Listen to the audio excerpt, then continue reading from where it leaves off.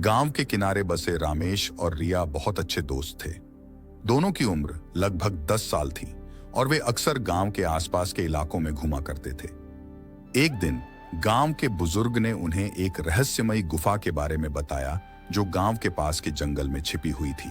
रामेश, हमने सुना है कि उस गुफा में एक प्राचीन खजाना छिपा हुआ है। क्या हमें इसे खोजने नहीं जाना चाहिए?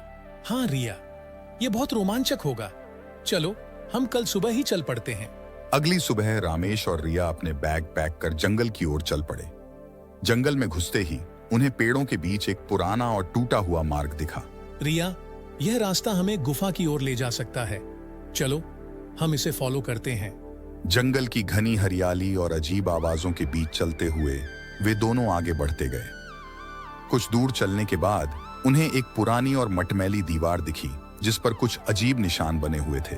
रामेश, ये निशान कुछ संकेत दे रहे हैं। शायद हमें इन्हें समझने की कोशिश करनी चाहिए। वे दोनों ध्यान से निशानों का अध्ययन करने लगे। निशान एक दिशा में इशारा कर रहे थे। उन्होंने उसी दिशा में आगे बढ़ना शुरू किया। कुछ देर बाद वे एक छोटी सी झील के पास पहुंचे। झील का पानी चमक रहा था और उसमें एक पुराना लकड़ी का पुल दिख रहा था। रिया, हमें इस पुल को पार करना होगा, लेकिन सावधानी से। यह बहुत पुराना लगता है। पुल को धीरे धीरे पार करते हुए वे दूसरी ओर पहुंचे। वहां उन्हें एक गुफा का प्रवेश द्वार दिखाई दिया। गुफा के बाहर कुछ पुरानी मशालें रखी हुई थी। रामेश, हमें इन मशालों की जरूरत पड़ेगी। अंदर बहुत अंधेरा होगा। मशालें जलाकर वे गुफा के अंदर गए। गुफा के अंदर का दृश्य अद्भुत था। दीवारों पर प्राचीन चित्र और शिलालेख थे। अचानक उन्हें एक गुप्त दरवाजा दिखाई दिया जो अर्ध खुला था। रिया, इस दरवाजे के पीछे जरूर कुछ रहस्य होगा। चलो, इसे खोलते हैं। दरवाजा खोलते ही एक बड़ा कमरा दिखाई दिया।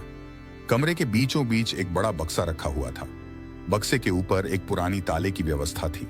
रामेश, हमें यह ताला खोलना होगा, लेकिन हमें चाबी कहाँ मिलेगी?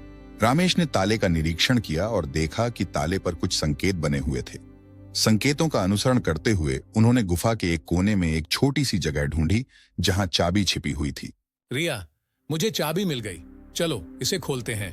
ताला खोलने के बाद उन्होंने बक्से को खोला। बक्से के अंदर उन्हें सोने चांदी के सिक्के, गहने और एक पुराना दस्तावेज मिला। रामेश, यह खजाना अद्भुत है, लेकिन यह दस्तावेज क्या कहता है? दस्तावेज पढ़ते हुए उन्होंने जाना कि यह खजाना गांव के पूर्वजों का था और इसे गांव की भलाई के लिए उपयोग करने की इच्छा थी। रिया, हमें इस खजाने को गांव की भलाई के लिए उपयोग करना चाहिए। यह हमारे पूर्वजों की इच्छा थी। गांव लौटकर रामेश और रिया ने खजाने का उपयोग गांव के स्कूल और अस्पताल के निर्माण के लिए किया। गांव वालों ने उनकी बहादुरी और समझदारी की सराहना की। कहानी से शिक्षा: सच्ची बहादुरी और मित्रता से हम किसी भी रहस्य को सुलझा सकते हैं और अच्छे कर्मों से सबकी भलाई कर सकते हैं।